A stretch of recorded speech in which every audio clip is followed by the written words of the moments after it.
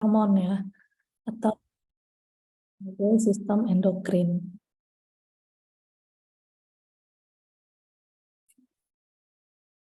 Oke.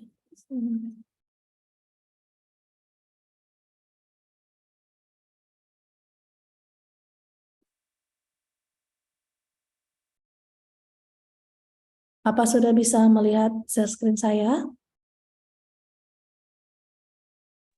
Sudah, Bu. Ya. Ya, kita masuk kepada sistem hormon ya, atau yang kita sebut sebagai sistem endokrin ya. Apa itu kelenjar endokrin ya atau hormon?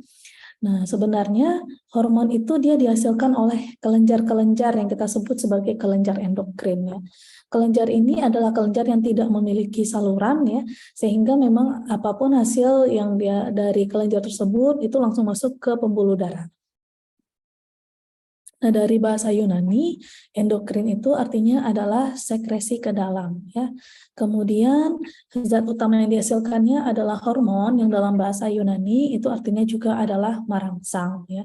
Nah, di sini memang hormon dia berperan dalam aspek regulasi atau pengaturan dari organ-organ di dalam tubuh, di mana nanti dia bisa merangsang kinerja-kinerja tertentu dari organ lainnya.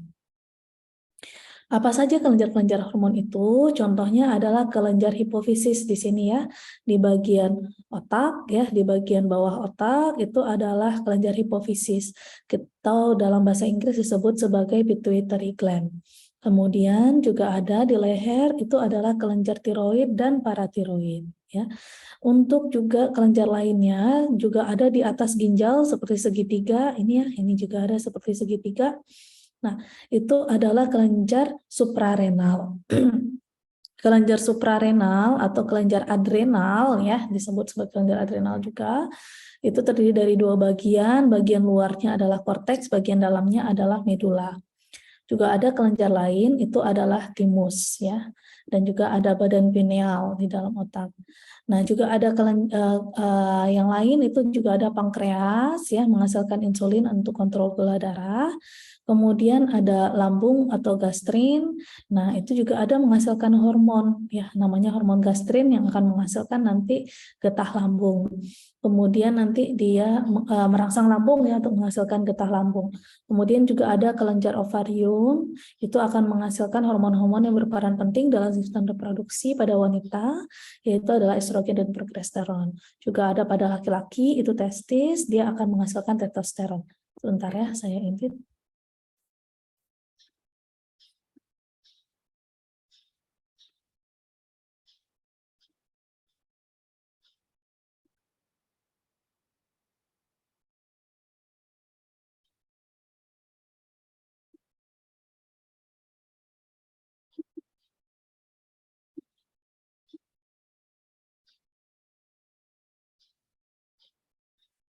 Bentar.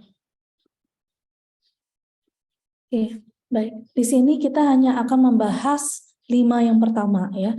Itu adalah kelenjar hipofisis, tiroid dan paratiroid, suprarenal cortex dan medula, juga ada timus badan pineal, juga adalah pankreas berkaitan dengan hormon insulin terutama ya. Kenapa? Karena untuk lambung dan hormon reproduksi itu nanti saudara banyak akan membahas di fisiologi sistem pencernaan dan fisiologi sistem reproduksi ya. Jadi yang 5 ini yang kita bahas sekarang terutama. Oke. Ini ada video tentang sistem hormon ya, yang nanti bisa saudara pelajari juga secara mandiri ya. Oke.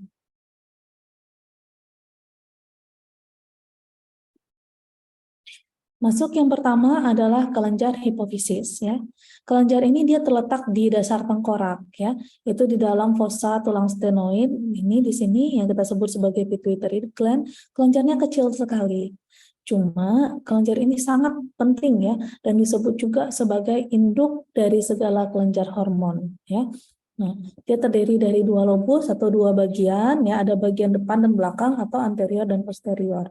Nah, di antara kedua lobus itu dibatasi oleh yang namanya pars intermedia. Nah, saudara lihat di sini ada bentuk bagiannya ya, yang depan itu anterior, yang belakang posterior. Keduanya menghasilkan hormon-hormon yang berbeda-beda ya. Hormon anterior itu dia lebih banyak menghasilkan hormon macam-macamnya. Nah, kenapa dia disebut sebagai induk dari segala kelenjar hormon ya? Karena dia menghasilkan hormon-hormon yang sebagiannya adalah hormon yang mengatur ya kelenjar hormon lainnya. Jadi bukan dia menghasilkan hormon yang langsung fungsional untuk tubuh, tetapi dia mengatur kelenjar lain di tubuh untuk menghasilkan hormon lainnya.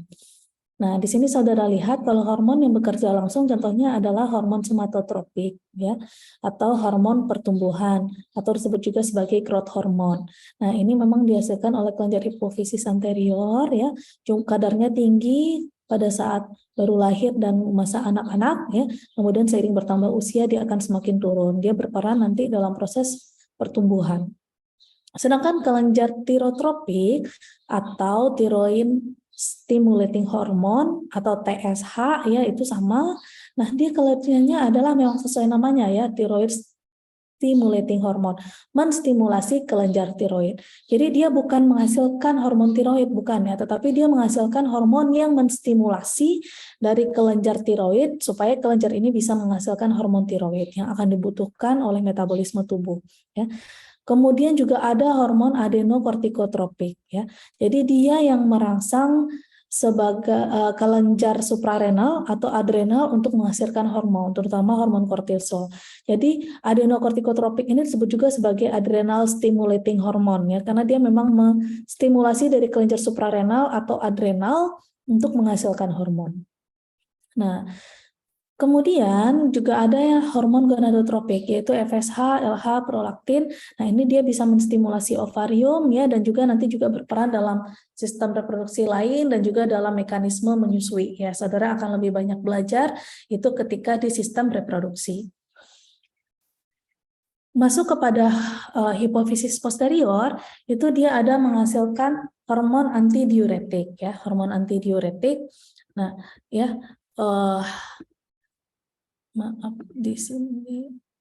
Oke, di sini saudara lihat ya, hormon antidiuretik itu dia banyak berperan dalam pengaturan cairan nanti akan kita lihat ya.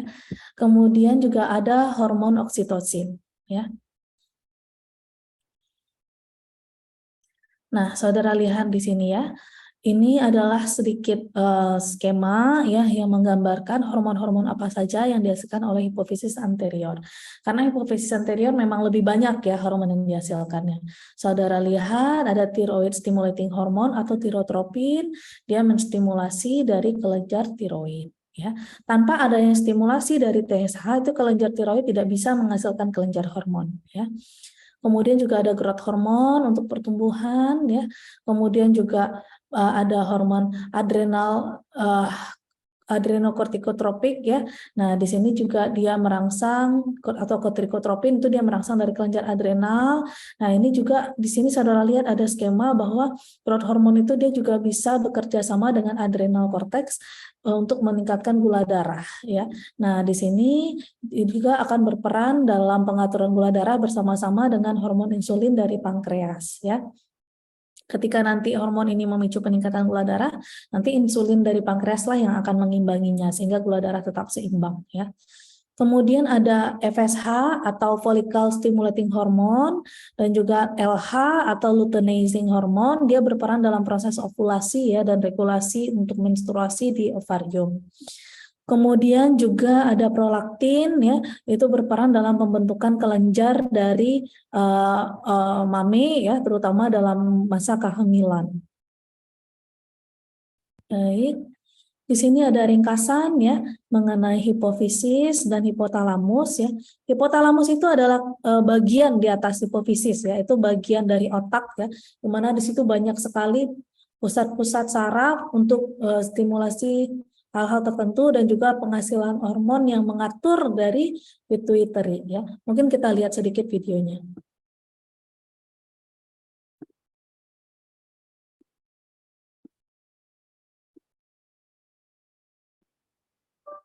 With Create Studio Pro, you can create amazing 3D character explainers just like Pixar, and you never need to use complex 3D software. lose your mind rigging and designing characters, or have to spend thousands of dollars on expensive freelancer fees. As long as you can point and click, drag and drop, you too can make amazing. The hypothalamus and pituitary gland are at the center of endocrine functions. Mohon diperhatikan ya, saya juga akan sambil menjelaskan. The hypothalamus and pituitary gland are at the center of endocrine functions. The hypothalamus is part of the brain, while the pituitary, also called hypophysis, is an endocrine gland. Nah, jadi saudara lihat di sini ya, bahwa kenapa saya tidak bahas hipotalamus langsung tadi, karena sebenarnya yang masuk dari kelenjar itu adalah dari hipofisisnya. Hipofisis itu adalah kelenjar hormon. Sedangkan hipotalamus itu adalah dia bagian dari otak. Cuma hipotalamus itu juga ada nanti menghasilkan hormon-hormon yang mengatur dari kelenjar hipofisis ya. The hypothalamus links the nervous system to the endocrine system via the pituitary gland. The two structures are located at the base of the brain and are connected by a thin stalk. The hypothalamus produces several hormones, known as neurohormones, which control the secretion of other hormones by the pituitary. Pituitary hormones, in turn, control the production of yet other hormones by other endocrine glands. The pituitary has two distinct lobes. The anterior pituitary, also called adenohypophysis, communicates with the hypothalamus via a network of blood vessels known as the hypophyseal portal system. Several neurohormones produce. Nah, jadi kalau yang dihasilkan oleh hipotalamus ya itu kita sebut sebagai neurohormon ya. Sedangkan kalau dari hipofisis itu memang hormon yang dihasilkan kita sebut ya. Produced by the hypothalamus are secreted into the portal system to reach the anterior pituitary, where they stimulate or inhibit production of pituitary hormones. Major hormones include gonadotropin-releasing hormone, GnRH, a hypothalamic hormone, stimulates the anterior pituitary to produce follicle-stimulating hormone, FSH, and luteinizing hormone, LH.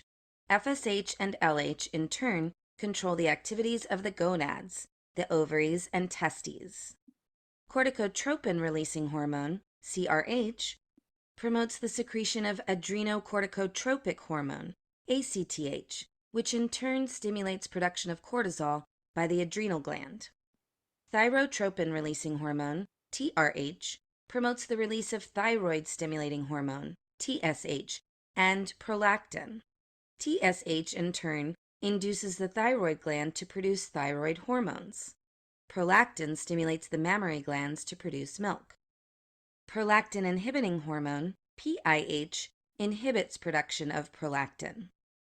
Growth hormone-releasing hormone, GHRH, promotes production of growth hormone, or somatotropin, which has widespread effects on the growth of various tissues in the body. Growth hormone-inhibiting hormone, GHIH, or somatostatin, inhibits production of growth hormone. Nah, saudara lihat di sini ya, bahwa kalau yang namanya hormon, neurohormon dari hipotalamus itu disebut sebagai releasing hormon ya, RH. Apapun di belakangnya pasti RH, RH atau IH, inhibiting ya. Kalau inhibit dia menghambat, kalau releasing dia menstimulasi ya. Saudara lihat di sini yang sederet dengan ini itu adalah hormon-hormon yang dihasilkan oleh hipofisis ya. Nah, di sini saudara lihat releasing hormon kalau di hipofisis itu stimulating hormon ya. Jadi kalau SH stimulating hormon ya. Nah, itu adalah yang dihasilkan oleh hipofisis yang akan mengatur kelenjar-kelenjar hormon lainnya atau organ-organ lain ya. Nah, kalau stimulating hormon untuk tiroid TSH dia akan merangsang pengeluaran hormon tiroid. Kalau yang ACTH ya, itu yang adrenocorticotropin itu akan merangsang dari kelenjar adrenal, sedangkan kalau kayak FSH, LH, stimulating hormon itu untuk di ovarium, seperti itu ya. Jadi kalau hipotalamus itu neurohormon releasing ya, releasing hormon di belakangnya itu dari hipotalamus ya. Kalau hormon dari hipofisis itu sifatnya stimulating ya, karena dia menstimulasi dari kelenjar lain. The posterior pituitary, also called neurohypophysis, communicates with the hypothalamus via a bundle of nerve fibers.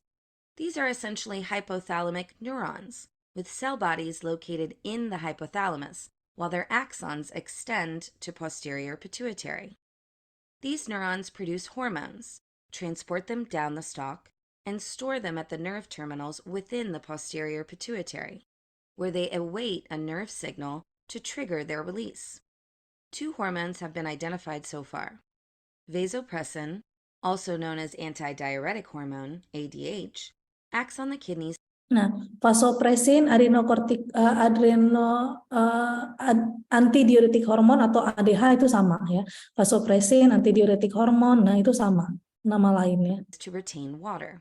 And oxytocin, which causes the uterus to contract during childbirth and stimulates contractions of milk ducts in lactating women. Nah. Thank you for... Okay.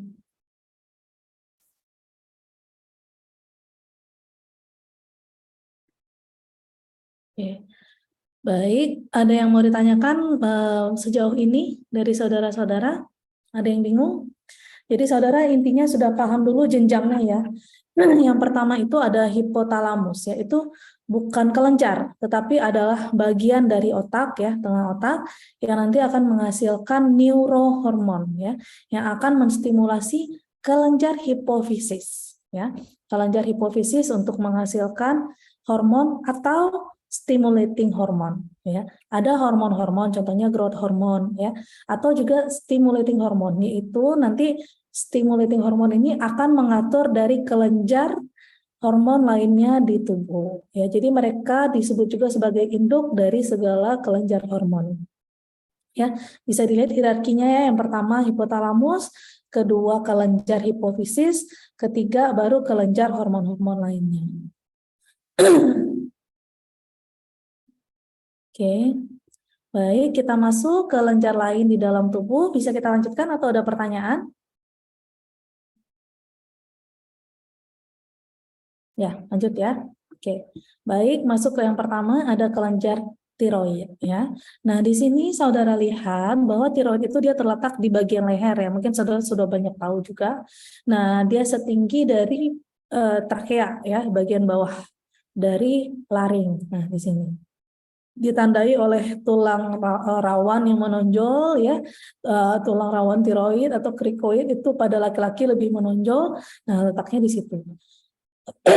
Nah, dia terdiri dari 2 bagian ya, kiri dan kanan, dan diikat oleh isthmus tiroid di bagian tengah. Seperti butterfly ya, atau dibilang juga sebagai kelenjar butterfly karena bentuknya yang seperti kupu-kupu. Nah, kalau kita lihat secara mikroskopis bagian dari dalam kelenjar ini, nah seperti ini penampangnya ya. Saudara lihat bahwa dia tersusun dari vesikel-vesikel. Vesikel-vesikel itu artinya adalah cairan yang dibatasi oleh dinding-dinding sel yang berbentuk kubus ya. Nah, di sini saudara lihat bahwa kelenjar-kelenjar ini ya, nah di kelenjar tiroid ini dia ada koloida tiroid ya yang di dalam dari vesikel-vesikel ya. Nah, vesikel ini dia mengandung koloida tiroid atau cairan koloid yang berisikan yodium ya. Jadi dia tersusun dari ion yodium. Karena itulah nanti berhubungan dengan intake yodium garam ya. Jadi memang dia dipengaruhi oleh hal tersebut. Nah, di sini saudara lihat yang menghasilkan hormon tiroksin itu adalah cairan koloid ini. Ya, jadi vesikel-vesikel yang berisi koloid ini itulah yang menghasilkan dari hormon tiroid. Ya. Nah, bagaimana kinerja dari kelenjar tiroid ya, dan bagaimana pengaturannya? Saudara lihat bahwa dia bekerja dalam proses metabolisme ya. Jadi dia pengaturan suhu tubuh dia juga berperan di sana. Nah, di sini saudara lihat bahwa yang berperan juga adalah tirotropin releasing hormon dari hipotalamus, lalu kemudian thyroid stimulating hormon dari hipofisis, baru kemudian kelenjar tiroid bisa menghasilkan tiroksin yang akan digunakan di dalam sel tubuh untuk meningkatkan metabolisme. Apa yang terjadi ketika terjadi peningkatan suhu tubuh ya? Kalau suhu tubuh meningkat, maka akan ada pengaturan dari tubuh yang disebut sebagai feedback mechanism atau inhibition ya. Negatif feedback mechanism atau inhibition. Apa itu? Ketika terjadi peningkatan suhu tubuh, otomatis metabolisme itu meningkat, maka nanti akan dihambatlah pengeluaran TRH, berikut juga nanti akan dihambat seterusnya proses hingga tidak dihasilkan lagi tiroksin ya. Nah, itu yang terjadi ketika misalkan terjadi peningkatan metabolisme di dalam sel, misal ketika kita demam, maka dihambatlah hipotalamus dan hipofisis untuk menghasilkan TRH dan TSH. Sehingga hormon tiroksin tidak dihasilkan terus-menerus dan suhu tubuh pun diupayakan dalam kondisi stabil ya. Begitu juga sebaliknya ya. Ketika terjadi penurunan suhu tubuh ya atau kemudian kondisi-kondisi lainnya yang menyebabkan tubuh perlu meningkatkan metabolisme, akan terjadi peningkatan pengeluaran TRH, TSH, berikut juga hormon tiroid sehingga nanti increase metabolismenya bisa diberikan. Jadi ada feedback mechanism. Cuma yang perlu saudara ingat bahwa feedback mechanism ini tidak bekerja langsung di kelenjar tiroid ya, tapi dia menghambat memang adalah langsung dari hipotalamus dan hipofisis. Karena hipofisis dan hipotalamus itu tidak memberikan rangsangan, maka otomatis nanti dari kelenjar tiroid itu tidak akan menghasilkan hormon tiroksin lagi. Juga ini dipengaruhi oleh asupan iodium ya atau iodin. Nah, apakah kalau iodiumnya kurang maka dia juga tidak akan bisa menghasilkan hormon tiroid dengan jumlah yang diharapkan ya. Fungsi dari kelenjar tiroid itu adalah mengatur metabolisme, lalu kemudian merangsang proses oksidasi, penggunaan oksigen ya, juga nanti untuk mengatur pengeluaran dari karbon dioksida. Nah, saudara lihat di sini ada pengaturan dari kelenjar tiroid ya. Saudara bisa tonton secara mandiri ya. Di sini saudara lihat ada hormon TRH dulu dari hipotalamus, lalu kemudian TSH dari hipofisis, lalu kemudian ada tiroid ya. Mungkin ada yang perlu kita lihat berdasarkan untuk fungsi gambarannya. Before we were using Monday.com, our team was Saya ingin memperlihatkan yang fungsinya ya. Stop share. Yang ini. Iya. Oke. Baik. The thyroid is a butterfly-shaped endocrine gland located in the neck. It is wrapped around the trachea, just below the hormones act to increase the body's metabolic rate. They stimulate appetite, digestion, breakdown of nutrients, and absorption. They also increase oxygen consumption, raise the breathing rate, heart rate, and contraction strength. As a result, the body's heat production is increased. Thyroid hormone secretion usually rises in winter months to keep the body warm. There are two major groups of thyroid problems. Ini nanti saya perlihatkan, tetapi ini hanya untuk pengetahuan saudara ya, karena memang nanti ini penyakit-penyakitnya akan memudahkan saudara memahami mekanisme dasar. Jadi tujuan pembelajaran saudara bukan untuk mengerti penyakit ini maksud saya, tetapi saudara saya ingin lebih memperlihatkan kalau hormon tiroid ini bermasalah, nah maka ini fatal sekali untuk tubuh ya. Thyroidism. When the thyroid does not produce enough hormones, resulting in a low metabolic rate, combined with slow respiratory and cardiovascular activities. Common symptoms include fatigue, weight gain despite poor appetite, cold intolerance, slow heart rate, heavy menstrual bleeding, and constipation. Iodine deficiency and Hashimoto's thyroiditis are the most common causes. Hashimoto's thyroiditis is an autoimmune disease in which the thyroid gland is gradually destroyed by the body's own immune system. Hypothyroidism, especially when caused by iodine deficiency, may lead to swelling of the thyroid gland, known as goiter. In an attempt to fix the low levels of thyroid hormones, the pituitary produces more TSH to further stimulate the thyroid gland.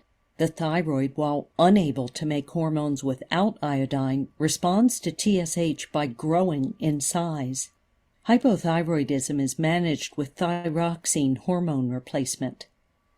hyperthyroidism, when the thyroid gland produces too much hormones, resulting in a too active metabolism, together with respiratory and cardiovascular rates that are higher than necessary. Common symptoms include irritability, insomnia, weight loss despite good appetite, heat intolerance, heart racing, and diarrhea. Hyperthyroidism is most commonly caused by Graves' disease, another autoimmune disorder characterized by presence of an antibody called thyroid-stimulating immunoglobulin, TSI. TSI, similar to TSH, stimulates the thyroid gland to produce hormones. Unlike TSH, however, TSI is not regulated by negative feedback mechanisms, leading to uncontrolled production of thyroid hormones. TSI also stimulates the thyroid gland to grow, which may lead to formation of a goiter. Hyperthyroidism may be managed with drugs that suppress thyroid function, radioactive iodine that selectively destroys the thyroid gland, or surgery that removes part of the gland. Nah, jadi saudara lihat ya, bahwa kalau hormon ini terganggu, itu fatal sekali akibatnya bagi tubuh ya. Jadi keseimbangan metabolisme itu memang majorly atau secara penting ya diatur sekali oleh hormon tiroid. Nah, masuk kepada kelenjar paratiroid. Apa itu kelenjar paratiroid? Ya, dia adalah 4 buah kelenjar yang berada di masing-masing sisi ya dari tiroid dan berada di belakangnya. Ya, ini hanya untuk gambaran saja saudara diperlihatkan ada 4 kelenjar ungu, tapi sebenarnya dia terletak di balik dari kelenjar tiroid. Kalau saudara lihat secara mikroskopis, yang menghasilkan dari hormon itu adalah chief cell. Ya. Ini ada beberapa sel di sini yang menghasilkan adalah chief cell. Itu yang menghasilkan dari kelenjar paratiroid. Nah, dia di sini hormon paratiroid yang dihasilkannya ya. Jadi hormon yang dihasilkan oleh kelenjar paratiroid itu disebut sebagai PTH ya, atau parathyroid hormone. Nah, dia berperan penting dalam metabolisme kalsium. Bagaimana dia berperan ya? Yang pertama, ketika di dalam darah terdeteksi adanya penurunan kelenjar kalsium di bawah kadar normal, maka itu akan merangsang dari kelenjar itu akan merangsang dari kelenjar paratiroid ya. Nah, untuk menghasilkan nanti hormon paratiroid ya. Nah, paratiroid hormon akan meningkat kadarnya di dalam darah yang akan bekerja langsung pada 2 organ, yaitu adalah pada tulang dan juga adalah pada ginjal ya. Yang pertama, pada tulang dia akan meningkatkan efflux kalsium ke dalam darah. Apa maksudnya efflux? Efflux itu kalsium yang sudah terkandung di dalam tulang diambil lagi ya, dilarutkan ke dalam darah. Istilahnya dicuri kalsiumnya dari tulang ya. Nah, ini akan berbahaya. Kalau pada wanita, misalkan pada ibu hamil, itu kalau jumlah kalsium kan yang diperlukan meningkat ya, karena ada proses pertumbuhan tulang pada trimester 2 dan ketiga dari kehamilan. Nah, jika ibu tersebut tidak mendapatkan suplemen kalsium yang mencukupi, kalsium tetap akan diambil untuk pertumbuhan janin, tetapi dari tulang ibu. Maka ibu nanti pada usia tua itu akan rentan mengalami osteoporosis dan patah patologis. Ya. Jadi jatuh ke sedikit patah. Nah, karena memang tulangnya rapuh akibat kurangnya unsur mineral penyusunnya yaitu kalsium. Jadi pohon ini diserap kembali ya kandungan kalsiumnya. Kemudian yang kedua adalah pada ginjal. Pada ginjal yang pertama yang paling penting adalah kalsium juga diserap kembali ya. Jadi kalsium yang awalnya mau dibuang dari tubuh segala kelebihan itu tidak akan dibuang ya, tapi akan seluruhnya diserap kembali. Dan juga dia akan menghasilkan dari 1,25 dihidroksikalsiferol ya yang dihasilkan oleh ginjal itu nanti akan merangsang usus untuk juga meningkatkan penyerapan kalsium dan penyerapan dari fosfat ya. Nah, kalau fosfat juga nanti juga akan diserap kembali ya, tidak akan diserap kembali. Nah, kemudian nanti ke semuanya, nah itu akan meningkatkan kalsium di dalam darah. Itu yang paling penting ya. Jadi kalsium dan juga 1,2 dihidroksikolekalsiferol itu dihasilkan di ginjal ya, kalsium diserap kembali. Nah, yang 1,25 dihidroksikolekalsiferol ini akan menyebabkan usus semakin meningkatkan penyerapannya terhadap kalsium ya. Nah, seperti itu. Jadi memang bagaimana hormon paratiroid itu dia lebih berperan dalam kondisi penurunan kadar kalsium.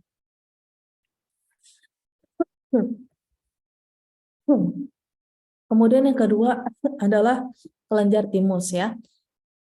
Kalau kelenjar timus itu dia berada di rongga dada ya. Di rongga dada itu atau di dalam disebut juga sebagai mediastinum, rongga di antara kedua paru. Dan dia berada di setinggi bifurkasia trakea atau di antara sebelum trakea itu bercabang menjadi dua ya, kiri dan kanan. Nah, dia setinggi itu. Dan dia terdiri dari dua lobus kiri dan kanan ya. Nah, kemudian ukurannya hanya 10 gram pada bayi baru lahir, kemudian pada remaja itu dia akan sampai remaja dia itu akan meningkat ya, ukurannya 30 sampai 40 gram dan semakin lama itu akan semakin turun ya ukurannya. Jadi ketika usia tua ukurannya akan lebih mengecil kembali. Dan dia berperan penting dalam pembentukan antibodi ya. Jadi dia dalam dalam pematangan dari limfosit atau sel darah putih. Saudara lihat gambarannya di sini. Jadi awalnya semua sel itu sel-sel darah itu berasal dari hematopoietic stem cell ya ini. Nah, itu kemudian nanti dia akan berubah menjadi common lymphoid progenitor cell dari sumsum tulang. Nah, ini sama ya, ada common lymphoid progenitor cell, ini juga sama lymphoid progenitor cell. Ketika dia tidak melewati timus, dia akan berkembang menjadi B-cell ya. Nah, B-cell ini dia tidak akan melewati timus tapi akan langsung masuk ke peredaran darah sehingga disebut sebagai humoral immunity atau imunitas humoral ya, limfosit B. Nah, itu dia akan berperan nanti dalam pembentukan antibodi ya. Nah, sedangkan ya kalau dari timus sel-sel common lymphoid progenitor cell yang dimatangkan misalnya di timus akan membentuk nanti cell mediated immunity atau disebut sebagai limfosit T ya. Nah, dia akan berperan nanti di kelenjar limfoid atau peripheral lymphoid tissue ya atau beredar nanti di kelenjar limfe ya. Nah, nanti di sini ketika kita terpapar antigen, misal kita divaksin ya. Nah, kalau vaksin yang pertama dia akan menstimulasi dari dihasilkannya antibodi ya, itu limfosit B. Yang kedua, yang paling penting, dia akan merangsang memori dari sel T ya atau limfosit T atau sel T atau limfosit T tadi ya, sel darah putih T. Adanya vaksin ini dia akan merangsang pembentukan nanti activated T lymphocyte atau disebut juga sel T memory ya. Jadi dia sudah mempunyai ingatan tentang antigen ini. Kalau antibodi dia hanya berperan secara umum ya di seluruh tubuh terhadap adanya antigen yang masuk. Kalau T lymphocyte ini dia lebih spesifik dan lebih kuat, istilahnya jadi Kopassus. Ketika kita terpapar lagi virus yang sama, misalkan kita habis SARS-CoV-2 ya, antigennya adalah SARS-CoV-2 yang dilemahkan. Nah, ketika kita benar-benar terpapar SARS-CoV-2 atau COVID, nah itu nanti tubuh akan mempunyai pertahanan tubuh yang lebih mumpuni untuk melawan. Dari humoral ada antibodi dan juga dari limfosit T itu juga ada sel T memory yang akan membuat sel-sel darah putih itu akan lebih cepat mengenali dan lebih mudah dalam menghancurkan dari SARS-CoV-2-nya. Contohnya seperti itu. Ya. Jadi dia sangat penting peranannya dalam pertahanan tubuh. Masuk selanjutnya adalah kelenjar adrenal ya. Dia terdiri dari dua bagian, ada bagian luar itu disebut sebagai kelenjar adrenal korteks atau korteks adrenal, sebenarnya ada medula adrenal bagian dalam ya. Nah, untuk dari korteks dia akan menghasilkan dari hormon kortisol yang penting dalam metabolisme nanti. Sedangkan kalau dari medula itu adalah dari adrenalin dan noradrenalin. Nah, ini merupakan neurotransmitter dari sistem saraf simpatis ya. Nah, di sini dia akan dipengaruhi oleh saraf simpatis dan sekresi dari ketiga macam hormon ini ya yang ada dihasilkan oleh korteks dan medula itu akan bertambah ketika kita merasa stres ya, juga asfiksia atau kekurangan oksigen dan juga ketika kita merasa lapar. Nah, contoh ya, ketika ada stres itu akan mengeksitasi dari hipotalamus untuk nanti diteruskan di kelenjar hipofisis anterior akan menghasilkan ACTH ya atau adrenokortikotropin, itu akan memicu dari korteks adrenal menghasilkan kortisol. Kortisol ini dia akan meningkatkan gula darah, lalu kemudian memobilisasi protein dan lemak, juga menstabilisasi dari lisosom. Semua proses ini itu akan menurunkan tingkat stres atau tingkat akibat stres jaringan, akibat hipoksia, lapar, dan lain-lain ya. Jadi dia akan menurunkan kondisi ini. Apa yang terjadi ketika ternyata kondisi tubuh itu sudah stabil ya, gula darah sudah normal, lalu kemudian yang lain-lain juga sudah terjadi, maka yang terjadi juga adalah feedback mechanism supaya proses ini tidak terjadi berlebihan. Ingat, feedback mechanism tidak langsung di kelenjar adrenal korteksnya, tetapi adalah ke hipotalamus dan hipofisis feedback mechanismnya ya. Nah, ini adalah penyakit ketika terjadi kelebihan dari ACTH karena pengkonsumsian obat kortikosteroid secara sembarangan ya. Nah, itu boleh saudara tonton untuk pengetahuan saja. Ya. Selanjutnya ada sel Langerhans dari kelenjar pankreas ya. Saudara lihat di sini ada kelenjar Langerhans ya. Ada delta sel, ada alpha sel, ada beta sel ya. Ada 3 macam. Alpha, beta, dan delta. Yang paling banyak itu komposisinya adalah beta sel. Jadi sel beta pankreas itu adalah 60% dari kelenjar Langerhans. Nah, kemudian dari alfa pankreas itu sekitar 25%, sedangkan delta adalah sekitar 10%. Kemudian juga ada sel pankreatik polipeptide atau pankreatik asini yang fungsinya masih belum diketahui secara pasti hingga sekarang ya. Untuk sel beta pankreas sendiri, dia akan menghasilkan hormon insulin yang penting untuk mengendalikan kadar glukosa ya. Sedangkan kalau alfa pankreas itu juga menghasilkan glukagon yang akan menyebabkan gluconeogenesis atau pemecahan protein dan lemak untuk menjadi gula ya yang berfungsi dalam metabolisme. Nah, ini dia juga akan mengimbangi kerja dari insulin. Jadi keduanya mesti seimbang ya untuk bisa mengatur kadar gula darah. Kemudian juga ada homostatin. Homostatin ini akan menurunkan dari kadar insulin dan glukagon ya. Nah, jadi dia termasuk inhibition ya dari insulin dan glukagon. Nah, ini berperan juga dalam pengaturan gula darah.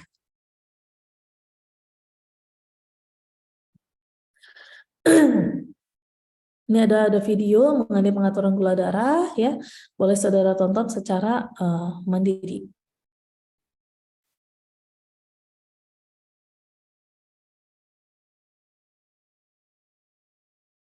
Saudara ingat kalau untuk yang kelenjar pankreas yang meningkatkan kadar gula darah itu adalah glukagon ya, yang menurunkan adalah insulin ya. Nah, seperti itu. Ada pertanyaan? Oke, jika tidak, sebentar saya share dulu.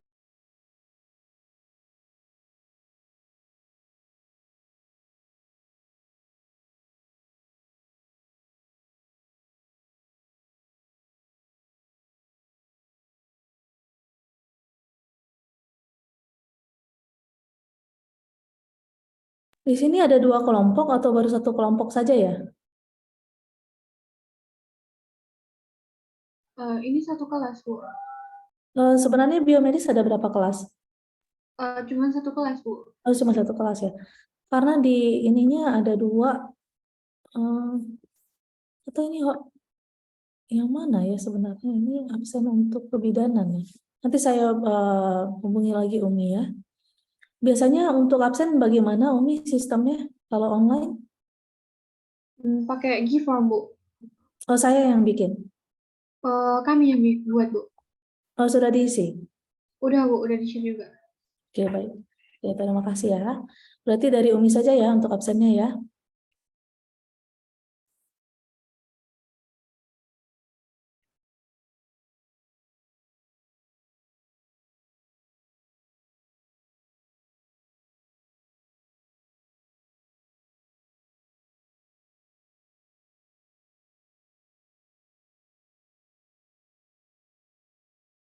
Baik. Tidak ada pertanyaan? Jika tidak kita akan masuk ke kuliah yang kedua ya, yaitu adalah pengaturan hormon.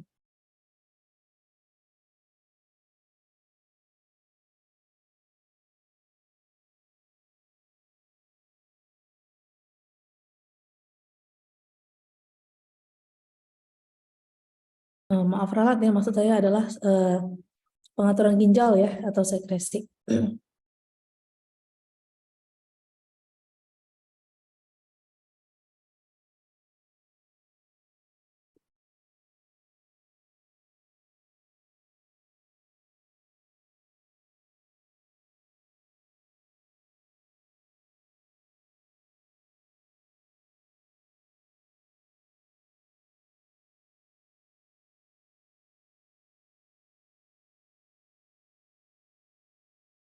Ini saya stop ya.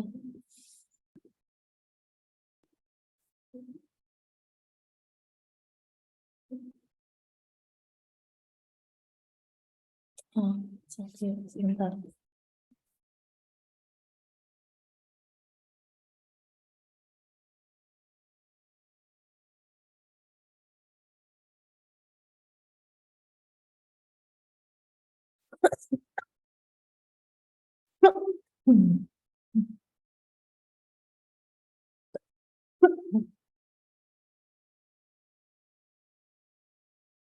Bisa lihat slide saya?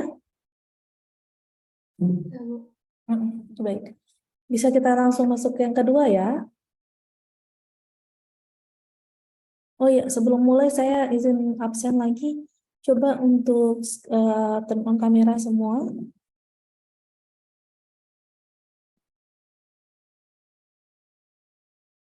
Adam Fitrah, Onesi hadir.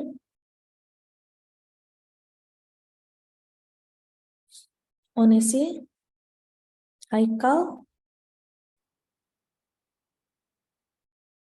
Sekelas berapa orang ya? Ini, Ada 36 orang, Bu. ada 6 orang. Yang double ada 1, 2, 3, 4, 5. 5. Berarti 28 tambah 5, 33. Ada 3 orang tidak hadir ya. Nih, tolong ditandai ya, Omi. Nih. Nanti saya cek lagi sebelum saya tanda tangan.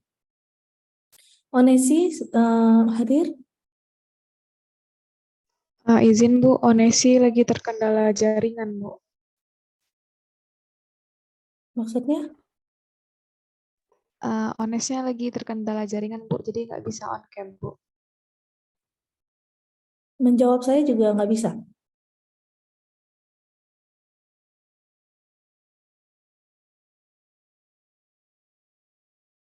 Onesinya bisa jawab saya secara langsung?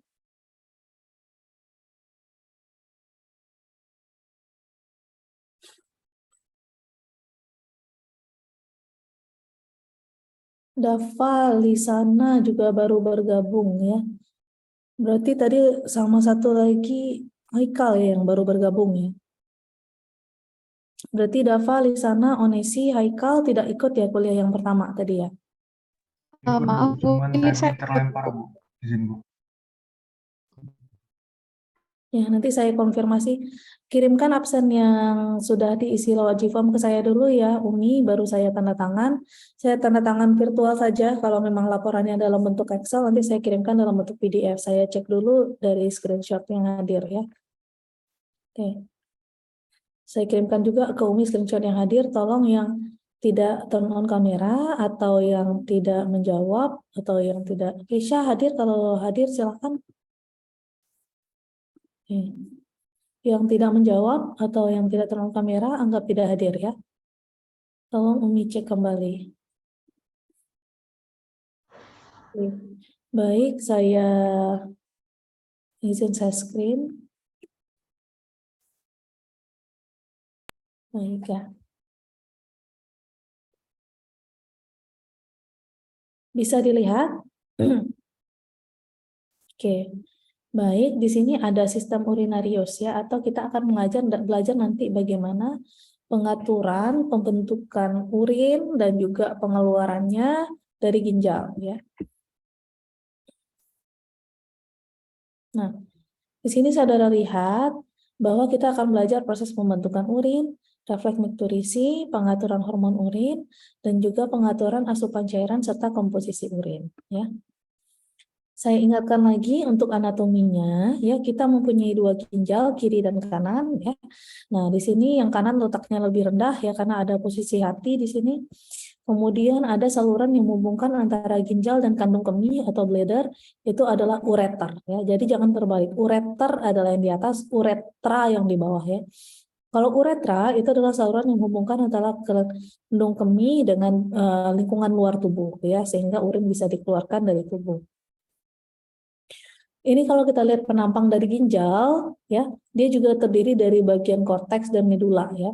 Luarnya itu dilapisi oleh kapsul, ya, disebut sebagai kapsul ginjal. Lalu ada korteks dari ginjal, setelahnya ada medula dari ginjal, ya. Nah, di sini ada renal piramid, ya, atau piramida ginjal.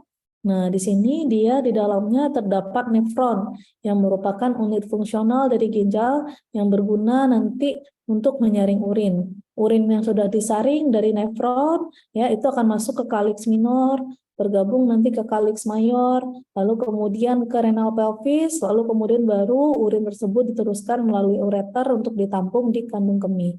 Kalau kandung kemih sudah penuh, itu nanti akan ada mekanisme pengaturan saraf sehingga nanti urin itu bisa dikeluarkan dari tubuh yang akan kita pelajari selanjutnya.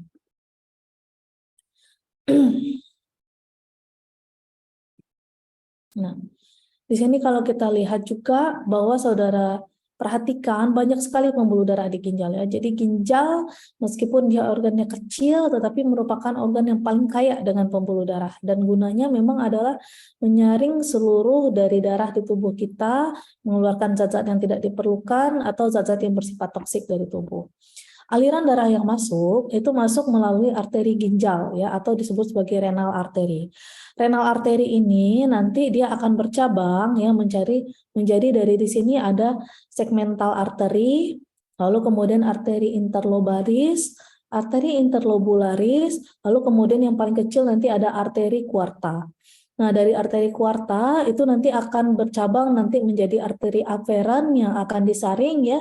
Setelah disaring, ya, itu akan keluar dari arteri efferent, nanti dilanjutkan penyaringannya di tubulus nefron, nanti segala hal yang masih ternyata perlu bagi tubuh seperti misalkan air atau zat-zat yang ternyata masih diperlukan dari tubuh akan masuk kembali ke vena arcuata, ya. Dari vena arcuata dia bergabung ke vena interlobularis, lalu kemudian interlobaris, vena segmental, lalu kemudian baru bergabung ke vena renal, ya. Dari vena renalis ini barulah dia akan bergabung nanti ke vena-vena lain yang lebih besar di tubuh, ke jantung, ya, untuk dipompakan ke jantung kanan, ya. Untuk masuk ke jantung kanan untuk dipompakan ke paru-paru, ya. Untuk di paru-paru nanti dibuanglah kadar-kadar karbon dioksidanya. Nah, seperti itu. Jadi yang masih zat-zat yang masih diperlukan seperti air ataupun tadi seperti, ya, misalkan kondisi kita kekurangan kalsium, nah kalsium diserap kembali itu masuknya ke vena renalis, ya. Nah, untuk dibawa lagi ke seluruh tubuh. Oke. Nah, kemudian di sini saudara lihat bahwa di dalam piramida ginjal itu ada percabangan arteri yang paling kecil, ya, ada arteri dan vena arcuata. Arteri arcuata ini, ya, yang saya ceritakan membawa dari arteriole afferent nanti disaring di glomerulus nefron, lalu kemudian nanti keluarnya adalah arteriole efferent, lalu ada penyaringan lagi nanti di penyerapan kembali, ya, dan juga penyaringan di tubulus ginjal, ada tubulus proksimal, lalu tubulus venle, lalu ada tubulus distal. Nanti setelah itu baru zat-zat yang masih diperlukan di dalam tubuh masuk ke vena arcuata, lalu baru berlanjut ke vena interlobularis, interlobaris, segmental, baru bergabung di vena renalis, dibawa lagi ke jantung, ya. Nah, kemudian di sini saudara lihat hasil penyaringan yang ternyata tidak diperlukan atau ternyata bersifat toksik akan masuk nanti ke cortical collecting tubule, ya, atau tubulus collectivus. Nanti akan masuk ke ductus collectivus yang paling besar, ya, di sini. Nah, ductus collectivus ini akan bergabung dengan ductus collectivus kortikal dari nefron-nefron lain. Baru nanti ductus collectivus dia ke kaliks minor, ke kaliks mayor, baru nanti ke pelvic ginjal, lalu baru ke ureter, ya. Nah, jadi ada 4 ya proses pembentukan urin.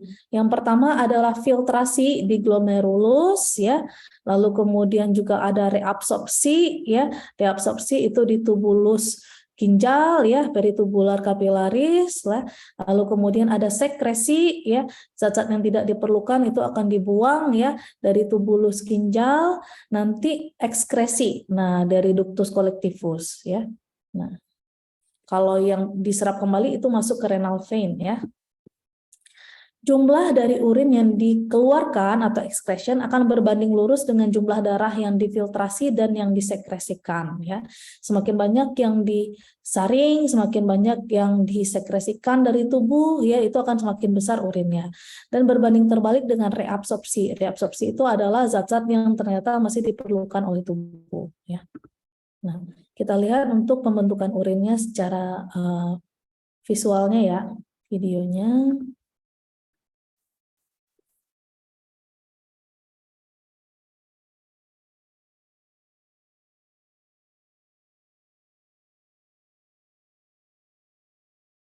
Nanti apa? Oke.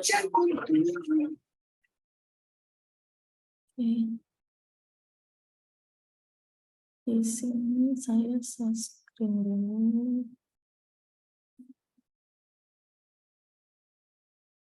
Saudara perhatikan nanti visualisasi dari pembentukan ginjalnya itu ya. Kidneys filter. The kidneys filter blood plasma, removing metabolic wastes, toxins, and excrete them in urine. During this process, they also maintain constant volume and composition of the blood, or homeostasis. Blood enters the kidney via the renal artery, which divides into smaller arteries, then arterioles. The arterioles get into contact with functional units of the kidney called the nephrons. This is where blood filtration and urine formation take place. The filtered blood then passes through a series of veins and exits the kidney via the renal vein. The urine is collected in collecting ducts and leaves the kidney via the ureters.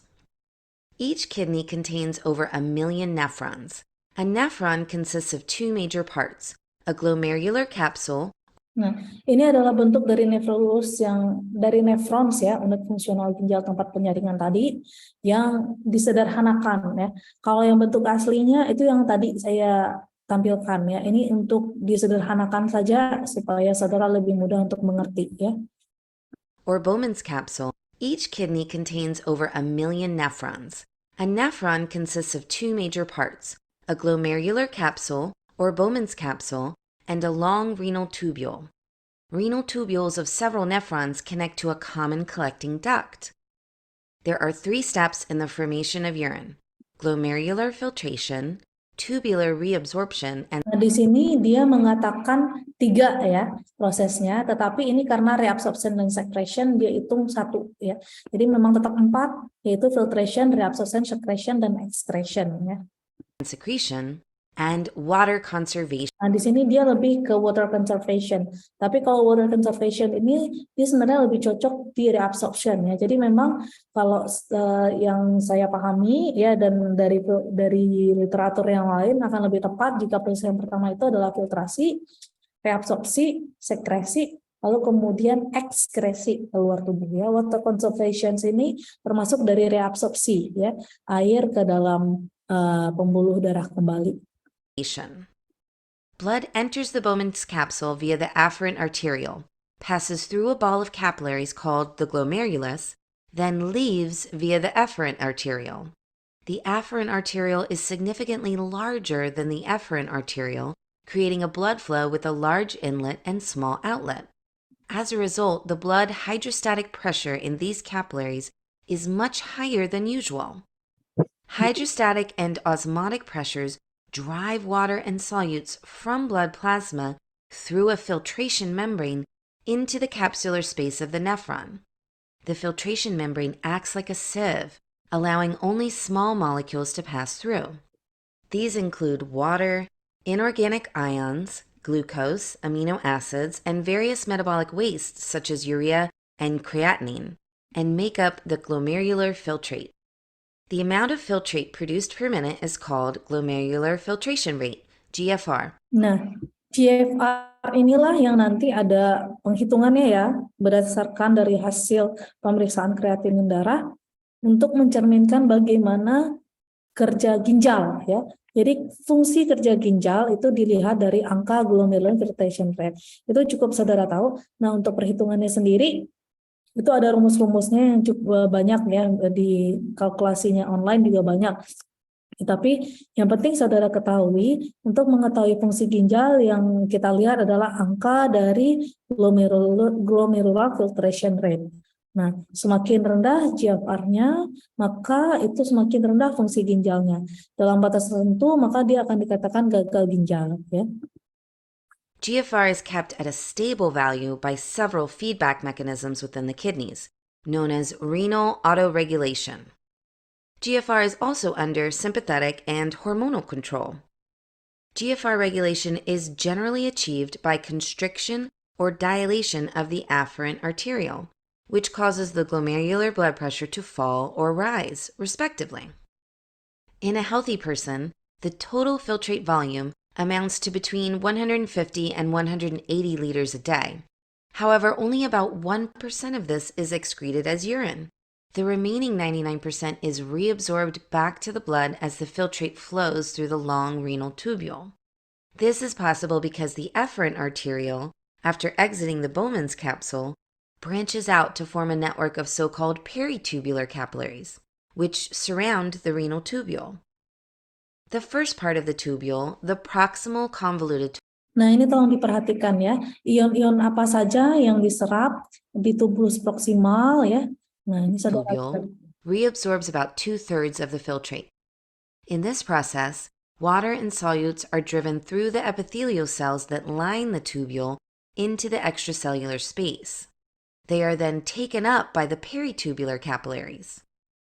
Sodium reabsorption is most important as it creates osmotic pressure that drives water and electrical gradient that drives negatively charged ions. Sodium levels inside the epithelial cells are kept low thanks to the sodium-potassium pumps that constantly pump sodium ions out into the extracellular space. This creates a concentration gradient that favors sodium diffusion from tubular fluid into the cells. Sodium is absorbed by symport proteins that also bind glucose and some other solutes. Nearly all glucose and Nah, saudara lihat yang diserap kembali itu adalah natrium, air, klorida ya, juga adalah gula dan amino asid jika itu masih diperlukan ya. Glukosa dan amino asid. Jika tidak, maka itu tidak akan diserap kembali. Misal kita sudah berlebihan ya gulanya atau bagaimana, nah itu akan tetap ada. Jadi glukosa dan amino asid itu harusnya diserap kembali pada orang-orang yang rusak ginjalnya, misalkan pada diabetes ya, atau terlalu tinggi kadar gula darahnya, misalkan pada diabetes itu, maka tidak semua glukosa mampu terserap kembali dan akhirnya ditemukan kadar glukosa di dalam urin ya, ataupun juga kadar protein di dalam urin. Itu menandakan ada proses penyaringannya yang rusak ya. amino acids are reabsorbed at this stage. About half of nitrogenous wastes also reabsorb back into the bloodstream. The kidneys reduce the blood levels of metabolic wastes to a safe amount, but do not completely eliminate them. Ya, memang urea ini adalah hasil pemecahan protein ya, NH3, yaitu amonia, lalu kemudian diubah di hati menjadi bentuk urea. Urea ini akan dikeluarkan melalui urin, tetapi tetap dia masih ada diserap kembali oleh tubuh, tetapi jumlahnya tidak berlebihan ya, sangat rendah ya, walaupun dia tidak sepenuhnya menghilangkan ya, hanya sangat rendah dan tidak mengganggu. Kalau pada orang gagal ginjal ya, ini akan lewat lagi ya, dan urea itu tidak akan dikeluarkan dari tubuh dan itu bisa mengakibatkan toksik ya. Jadi bisa keracunan orang yang gagal ginjal tersebut hingga ke otaknya, bahkan bisa mengakibatkan kematian ya. Some of the reabsorption also occurs by the paracellular route through tight junctions between epithelial cells. At the same time, tubular secretion, where additional wastes and other solutes leave the bloodstream to join the tubular fluid, also takes place. The processes of reabsorption and secretion continue in the nephron loop, the loop of Henle, and the distal convoluted tubule. These parts of the tubule also have some other important functions. The main function of the loop of Henle is to create and maintain an osmolarity gradient in the medulla that enables the collecting ducts to concentrate urine at a later stage. The ascending limb of the loop actively pumps sodium out, making the medulla salty. The descending limb is permeable to water, but much less to sodium. As the water exits the tubule by osmosis, the filtrate becomes more and more concentrated as it reaches the bottom. The ascending limb, on the other hand, is permeable to ions, but not water. As a result, the filtrate loses sodium as it goes up and becomes more diluted at the top of the loop. The medulla is in equilibrium with the loop and hence has the same salinity gradient, saltier at the bottom. Reabsorption and secretion in the distal convoluted tubule are under control of various hormones. This is how the kidneys respond to the body's needs and adjust the Saudara lihat ya, di sini penyerapan dan juga pembuangan itu dipengaruhi oleh hormon-hormon. Kalau paratiroid itu berhubungan dengan kalsium ya, atau aldosteron itu berhubungan dengan Na dan air ya. Nah, itu nanti di sini di distal tubule ya dia berperan. composition of urine accordingly. The collecting duct receives tubular fluid from several nephrons.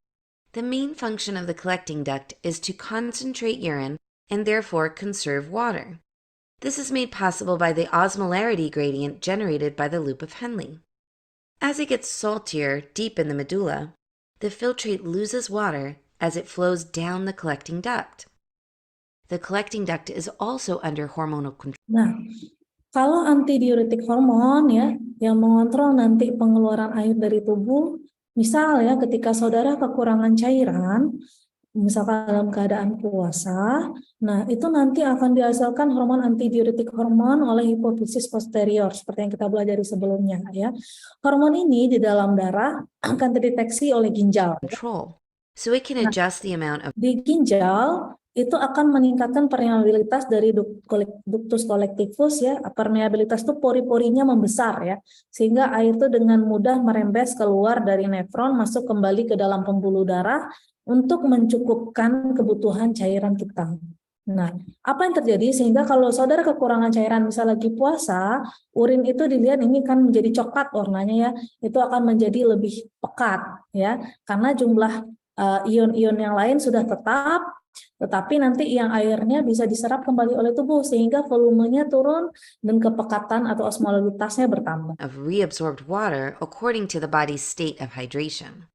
For example, when the body is dehydrated, more water is reabsorbed back to the blood, and the excreted urine is more concentrated. Oke. Bisa dipahami sampai di sini untuk proses pembentukan urin ya? Oke. Bisa kita lanjutkan? Oke, ya. Jadi itu adalah proses terbentuknya urin ya dan bagaimana pengaturannya. Nah, kemudian kita masuk kepada refleks mikturisi. Apa itu refleks mikturisi? Refleks mikturisi itu adalah refleks untuk kita bisa berkemih ya. Jadi kita bicaranya sebenarnya fisiologis ini banyak fungsi normal tubuh ya. Jadi kenapa sih saudara bisa kalau airnya sudah penuh ya di kandung kemih, saudara terasa ingin berkemih gitu. Nah, ini akan kita lihat. Ada beberapa hal yang mesti saudara perhatikan di sini. Yang pertama adalah bahwa kandung kemih atau kita sebut bladder bahasa Inggrisnya ya, itu tersusun dari otot detrusor namanya. Itu adalah otot-otot yang bisa elastis ya, mengembang dan mengempis mengikuti dari jumlah urin di dalam kandung kemih. Jadi ketika jumlah urin banyak, dia akan meregang. Nah, ketika otot detrusor ini meregang ya, dia akan memberikan impuls ya, impuls nanti ke saraf. Nah, yang ada di otot-otot detrusor yang berwarna hijau ini ke sumsum tulang belakang. Pada orang dewasa yang jalar atau istilahnya adalah pathway ya, jalur dari jalur dari persarapan itu sudah matang ya. Nah, itu akan diteruskan ke pons ya. rangsangan ke sumsum tulang belakang di bagian sakrum ya, atau di bagian paling bawah dari tulang belakang. Dari sumsum tulang itu akan diteruskan ke pons di batang otak atau pontin bahasa Inggrisnya ya. Bahasa Indonesia adalah pons ya. Dari pons itu akan diteruskan ke korteks motorik ya. Jadi ke bagian korteks atau otak besar ya, korteks cerebrum atau otak besar di sini yang di bagian kontrol motorik. Nah, itu nanti akan diteruskan rangsangannya ke otak untuk diterima dan diterjemahkan. Nah, dari otak dia akan memproses. Jika saudara sudah ada di lingkungan yang aman dan nyaman untuk berkemih, ya, maka dia akan memberikan rangsangan, ya. Nah, respon diteruskan ke sumsum tulang belakang. Dari sumsum tulang belakang itu nanti akan diteruskan ke otot sphincter interna, ya, dari sphincter internal, ya, dari tempat berkemih kita. Jadi di pintunya ini istilahnya ada kuncinya ya. Jadi kuncinya ini nanti akan dibuka sehingga nanti kita bisa berelaksasi dan mengeluarkan urin jika memang sudah aman atau tidak nyaman. Tapi kalau kondisinya belum nyaman, misalkan saudara lagi kuliahnya nanggung ya, WC-nya jauh, maka saudara menahan diri sebentar itu bisa ya melalui adanya penerjemahan informasi dan instruksi dari korteks motorik dari otak ini. Maka saudara akan memberikan inhibisi di sini ya, sehingga nanti sphincter urin internanya itu tidak akan membuka. Nah, jadi saudara menahan. Nanti baru setelah saudara bisa datang ke kamar mandi, ini dia akan memberikan instruksi untuk relax ya, baru nanti dia terbuka dan saudara bisa berkemih. Pada anak-anak itu belum berfungsi ya. Pada bayi ya, anak di bawah 3 tahun, kadang refleks itu belum, kadang kontrol itu belum berfungsi, sehingga yang terjadi hanyalah refleks ya. Tidak ada kontrol di sini. Jadi ketika dia penuh, otomatis dia langsung akan relaksasi dan terbuka. Sudah begitu saja. Jadi dia memang belum bisa mengontrol dari sphincter urin internanya. Nah, mari kita lihat animasinya ya.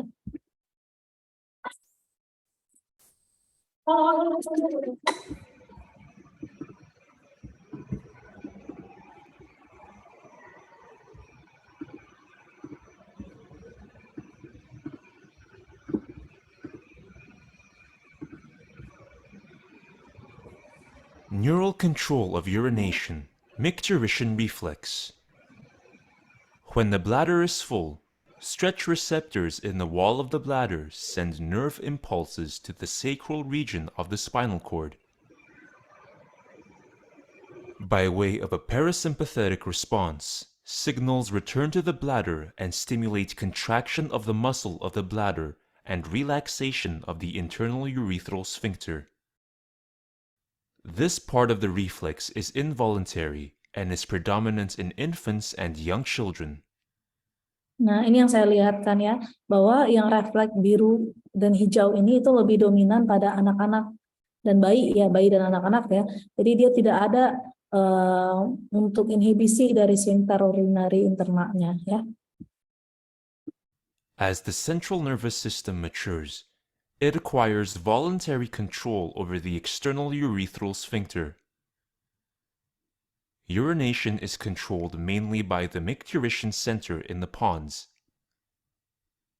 This center receives sensory signals from the bladder and communicates with the cortex about the appropriateness of urinating at the moment. At times when it's not convenient to urinate, the center sends back an inhibitory signal to keep the sphincters closed and prevent voiding. When you wish to urinate, this inhibition is removed.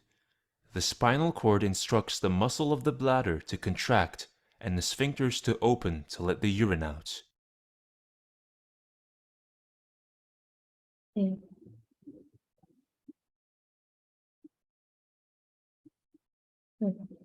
Bisa dipahami ya untuk mekanismenya ya, bahwa memang di sini ada refleks dulu kalau kita masih pada bayi ya dan masih anak-anak, dia hanya refleks saja.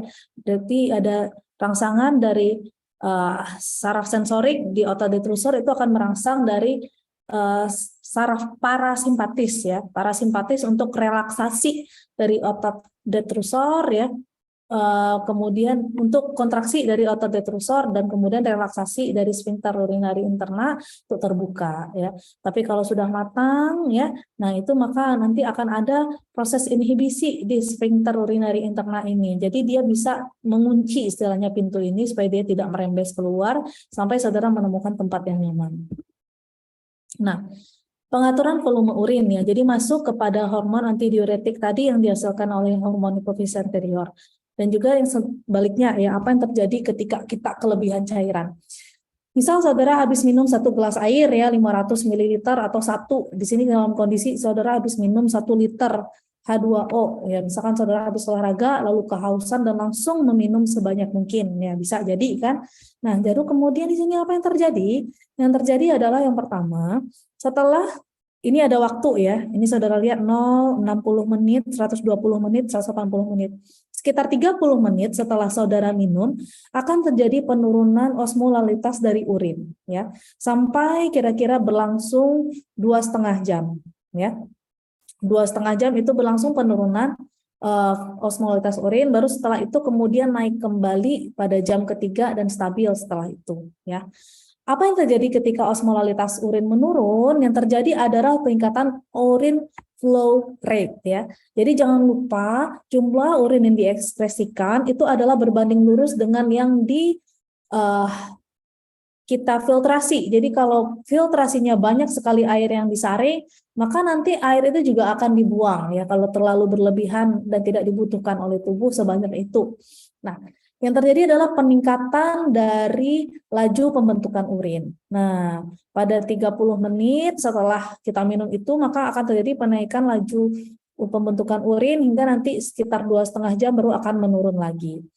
Nah, setelah itu karena urin flow rate-nya meningkat, otomatis volumenya bertambah ya. Volumenya bertambah karena urin dihasilkan itu banyak.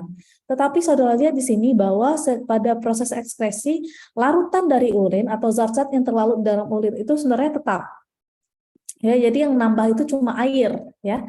Nah, yang terjadi adalah urin itu banyak tetapi kepekatannya kurang ya. Jadi hanya osmolalitasnya yang menurun ya.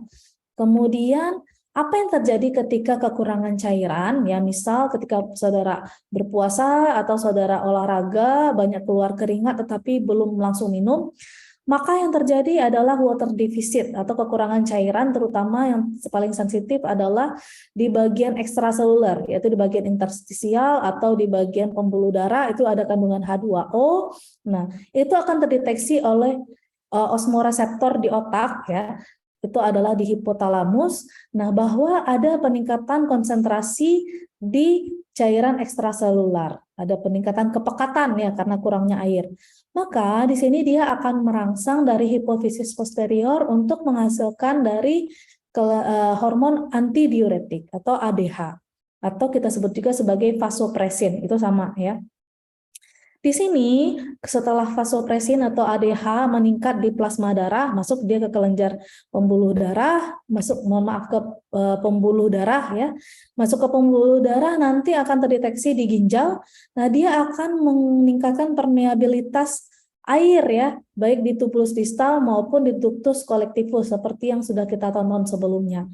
Nah, ya, sehingga yang terjadi adalah peningkatan penyerapan air masuk ke tubuh sehingga nanti kepekatan di interstisial itu harus dijaga ya, itu namanya kita adalah homeostatis dari tubuh ya, sehingga konsentrasi di ekstraseluler terutama cairan interstisial itu mesti seimbang terus ya, maka dia direabsorpsi sehingga yang dikeluarkan dalam bentuk urin akan menurun ya. Ya, jadi yang terjadi adalah peningkatan permeabilitas di tubulus ginjal, termasuk itu adalah distal dan ductus collectivus, sehingga volume urin akan turun dan nanti kepekatannya akan bertambah. Ketika ini sudah tercapai, lalu kemudian akan diberikan juga feedback negatif sehingga hormon ADH itu tidak dihasilkan secara terus-menerus.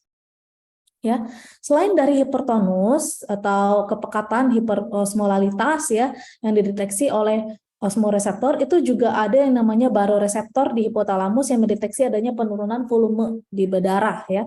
Jadi penurunan cairan tubuh itu akan dideteksi oleh baroreseptor di hipotalamus, dan juga reseptor angiotensin 2 itu di bagian adrenal atau suprarenal ginjal. Nah, di sini dia akan menyebabkan rangsangan haus di hipotalamus ya.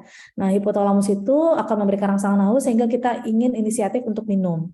Juga ada hal lain selain dari hipotalamus dan hipovolemia mempengaruhi asupan cairan ya. Ini adalah rangsangan haus bisa disebabkan oleh faktor psikologis, faktor sosial, juga karena mukosa faring yang kering karena terlalu banyak berbicara. Misalkan setelah saya memberikan kuliah itu akan ada rangsangan haus ya yang disebabkan oleh keringnya mukosa di faring.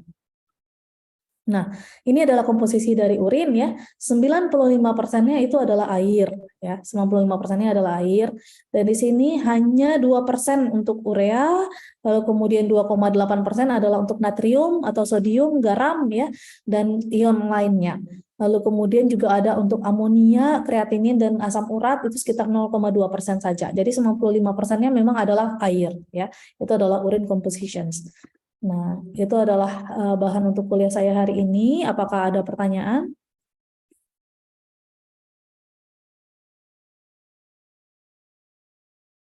Ada? Baik, jika tidak, sekian untuk kuliah saya hari ini. Terima kasih atas perhatiannya. Mohon maaf apabila ada kekurangan.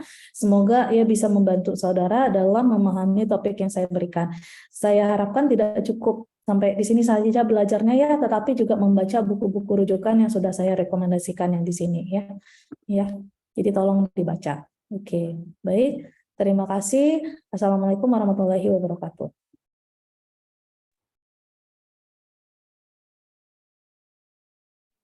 Waalaikumsalam.